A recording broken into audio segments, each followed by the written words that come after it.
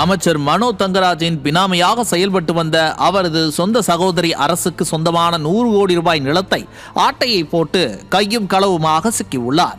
இது தொடர்பான வழக்கை விசாரித்த உயர்நீதிமன்ற நீதிபதி அமைச்சரின் சகோதரி உருவாக்கி வைத்திருந்த போலி ஆவணங்களை பார்த்து ஆடி போய்விட்டார்.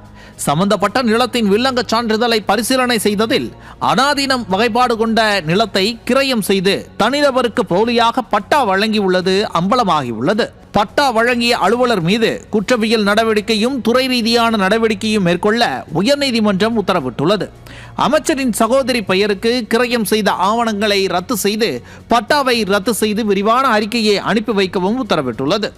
இது தொடர்பாக சென்னை சேப்பாக்கத்தில் உள்ள நிர்வாக ஆணையர் செங்கல்பட்டு மாவட்ட ஆட்சியருக்கு அனுப்பியுள்ள கடிதத்தில் தாம்பரம் அடுத்த அகரம் தென் ஊராட்சிக்கு உட்பட்ட கஸ்பாபுரம் பகுதியில் அரசுக்கு சொந்தமான 6.38.5 ஹெக்டேர் பட்டா போட்டு விற்பனை செய்யப்பட்டிருப்பதும் இதன் மதிப்பு 100 கோடி ரூபாய் மதிப்பு என்றும் கூறப்படுகிறது. அமைச்சரின் அக்கா மீதும் இந்த குற்றத்திற்கு மூல காரணமாக இருந்ததாக சொல்லப்படும் அமைச்சர் மீதும் நடவடிக்கை எடுக்குமா?